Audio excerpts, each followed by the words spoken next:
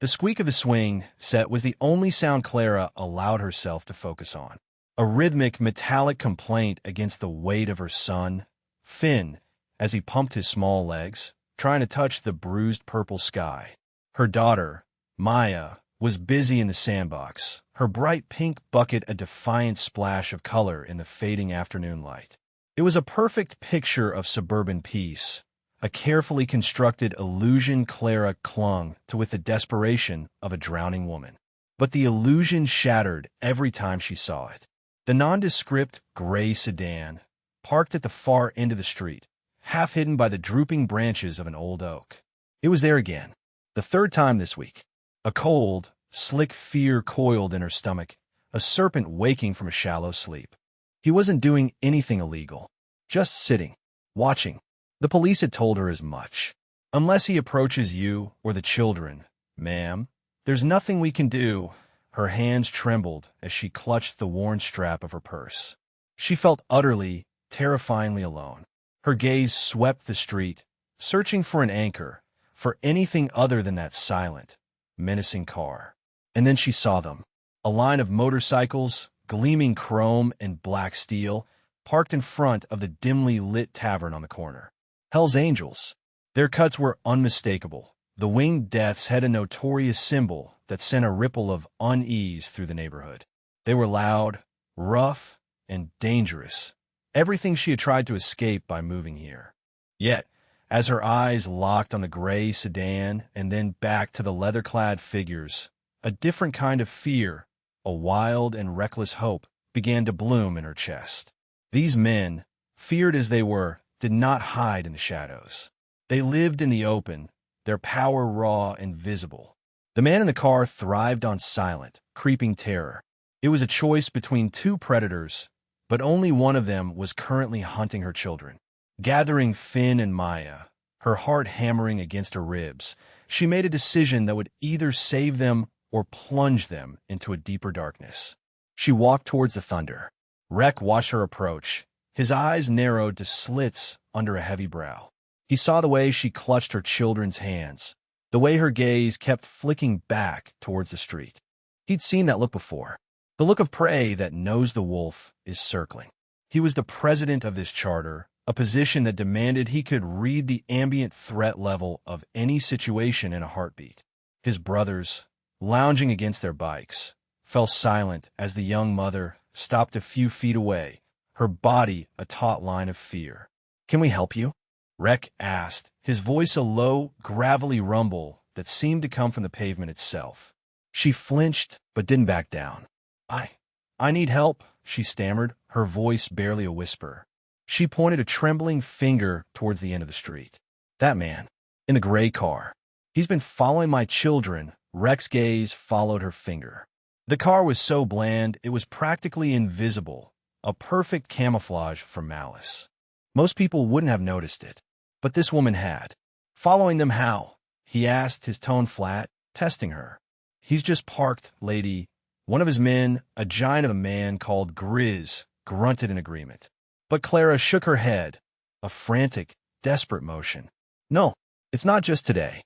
He's there when I take them to school. He's there when we come home. He's here at the park every single time. He just watches." Her voice cracked, tears welling in her eyes. "I call the police. They said they can't do anything. Please." "I don't know who else to ask." Rek looked from her terrified face to her two small children, who were hiding behind her legs, peering out at the intimidating figures. He saw his sister, Sarah, gone from a park just like this one, 20 years ago. A ghost he could never outride. That memory, sharp and jagged, cut through his cynicism. He saw the same predator's shadow stretching over this family. He nodded slowly. "What's your name?" "Clara." "All right, Clara. Go home. Lock your doors." He pulled a cheap burner phone from his vest pocket and handed it to her. "This has one number in it. Mine. You see that car again. You even think you see it." You call. Her shoulders sag with a relief so profound it was almost painful to watch. "Thank you," she breathed. Rek just grunted, turning to his men. "Grizz. Tank. Take a ride. Get the plate. See where our friend goes for a drive." As Clara hurried her children home, The roar of two Harleys firing up behind her wasn't a sound of menace anymore. It was the sound of cavalry. The next 48 hours were a masterclass in psychological warfare. Silas, the man in the gray sedan, knew he was being watched. He could feel the shift in the air, the low rumble of an engine that now shadowed his own movements. But he was arrogant. He saw the bikers as brutish thugs, incapable of subtlety. He believed their presence was a temporary inconvenience, a pack of dogs barking at a threat they couldn't comprehend. He decided to push back, to show Clara that no one could protect her. The first sign was a dead bird on her doorstep, its neck neatly snapped. The police called a cat. Clara knew better. She called Rec, her voice a strangled whisper. He told her to stay inside. The next day, it was a photograph slipped into her mailbox. A long lens shot of Maya on the swings, her face a perfect portrait of innocent joy. The angle was from the woods behind the park. He had been closer than she ever imagined. The message was clear. I can get to them whenever I want. The fear was a physical presence in her house, a cold spot in every room. Finn started having nightmares. Maya refused to play in the yard. Clara felt like a prisoner, the walls of her safe haven closing in. She called Rec again, sobbing now, the terror having finally broken through her composure. He's going to take them. I know he is. On the other end of the line, Rec's voice was calm, a chilling counterpoint to her hysteria. He's not going to touch them, he promised. He just signed his own death warrant. He hung up, the promise lingering in the air like the smell of ozone after a lightning strike. The air in the clubhouse was thick with cigar smoke and the metallic tang of stale beer. It was their sanctuary, their church. Rec stood before his brothers, the burner phone clenched in his fist. He laid out every detail, the car, the stalking, the bird, the photograph. A low, angry murmur went through the room. These men were outlaws, yes. They lived by a code the rest of the world didn't understand. But that code had lines, and predators who targeted children were on the wrong side of every single one of them.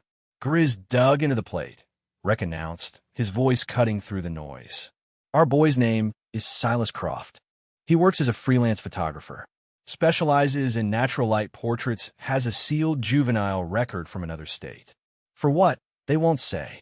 But we can guess. Grizz, leaning against the bar, spoke up, his voice a low growl. My contact says the word is unlawful surveillance of a minor. He got off on a technicality. Rec's jaw tightened. So the system failed. Again, he paused, letting the weight of his words settle. Then, he did something he rarely did. He let them see the ghost that rode with him. 20 years ago, he began, his voice dropping, becoming raw. My little sister Sarah was taken from a park. Guy looked normal. Drove a normal car. Nobody saw anything until it was too late. They never found her. They never found him. The room was dead silent. Every man in that room, no matter how hard, had a sister, a daughter, and niece. They understood. This filth, this Silas, Rec continued, his voice regaining its steel. He's the same kind of ghost. He thinks he's invisible. He thinks he can terrorize this woman and her kids because the law can't touch him. But we can. We're going to give him a reason to become a ghost for real. A roar of approval shook the room. This was no longer a favor for a scared woman. It was a mission. It was about avenging Sarah. It was about drawing a line in the sand with blood and chrome. He wants to play a game of fear, Rec said, a grim smile touching his lips. Fine, we'll play, but we're changing the rules. We're going to build him a cage, and we're going to make him walk right into it. The plan was simple, brutal, and elegant. They would use Silas's own obsession against him. The park would be the stage. Clara and her children, the bait. Rec explained it to her over the phone, his voice devoid of emotion, laying out the risks and the strategy. He didn't sugarcoat it. She would have to walk her children back into the lion's den, knowing the lion was watching. Every instinct screamed at her to refuse, to barricade herself in the house and never come out. But she looked at Finn's fearful eyes and Maya's quiet withdrawal, and she knew that hiding was no longer an option. Fear was a cage, and Silas had locked them in it. The only way out was to walk through him. I'll do it, she said, her voice surprisingly steady. She had found a core of steel within the terror. The day of the trap dawned gray and oppressive, the sky the color of old dishwater. The bikers moved into position before sunrise, melting into the urban landscape. Grizz and two others were in a plumber's van across the street. Surveillance equipment pointed at the park. Two more were on the roof of the adjacent apartment building with binoculars. Others were tucked into alleys, their bikes silent, waiting. Every street, every lane, every potential escape route from the park was covered. It was a perfectly coordinated net of leather and steel. Rex sat in his own van, parked a block away, a radio in his hand, his eyes fixed on a small monitor showing him the feed from Grizz's van. He watched as Clara's car pulled up. He saw her take a deep breath before getting out, her face a pale mask of determination. She took Finn and Maya by the hand and walked them towards the swings, her movements stiff with forced casualness. Rex's knuckles were white where he gripped the radio. He hated this part. He hated using them. But it was the only way to be sure, the only way to catch the serpent as it slithered from its hole. For 20 minutes, nothing happened. The only sound was the rhythmic squeak of the swings and the distant city hum. Then, a flicker of movement on the monitor. The gray sedan. It appeared at the end of the street, gliding to a stop with unnerving silence. Rex's heart began to pound a slow, heavy drumbeat. Target acquired, he said into the radio, his voice a low growl. All stations stand by. Silas got out of the car. He was dressed in khaki pants and a polo shirt, looking like any other suburban dad. In his hand, he held a small, brightly wrapped gift box. He smiled, a thin, predatory curve of his lips, and started walking towards the sandbox where Maya was now playing. He was closing the distance, shortening the leash, ready to make his move. He's on the move. Grizz's voice crackled over the radio. He's heading for the girl. Rek watched the screen, his entire being focused on that single, approaching figure. The gift box was the final piece of the puzzle, the lure. He let Silas get within 20 feet of the child, close enough to show intent, close enough that there would be no doubt. Then, he raised the radio to his lips. Lighted up, the world exploded in a symphony of roaring engines. From the alley to the east, 3 Harleys screamed onto the street, forming a V-shaped wall of chrome that blocked the front of Silas's sedan. From the west, 2 more bikes roared to life, cutting off his retreat. Grizz and his men burst from the back of the plumber's van, their sheer size a terrifying physical barrier between Silas and the children. Simultaneously, the bikes hidden in the other alleys fired up, their thunderous noise echoing off the buildings, creating a cacophony of impending violence. Silas froze mid-stride, the benign smile wiped from his face, replaced by a mask of pure shock, which quickly curdled into rage. He spun around, looking for an escape, but there was none. He was standing in the center of a closing circle of chrome, leather, and grim-faced men. The hunters had become the hunted. He was trapped. The engine noise died down, replaced by a heavy, expectant silence. The side door of the command van slid open and Rex stepped out. He moved with a purpose that was terrifying in its calm, his boots silent on the asphalt as he walked towards the paralyzed stalker. Clara had already snatched her children, pulling them behind her, her body a shield.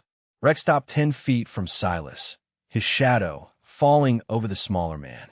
"You seem to be lost," Rex said, his voice quiet but carrying the weight of an avalanche.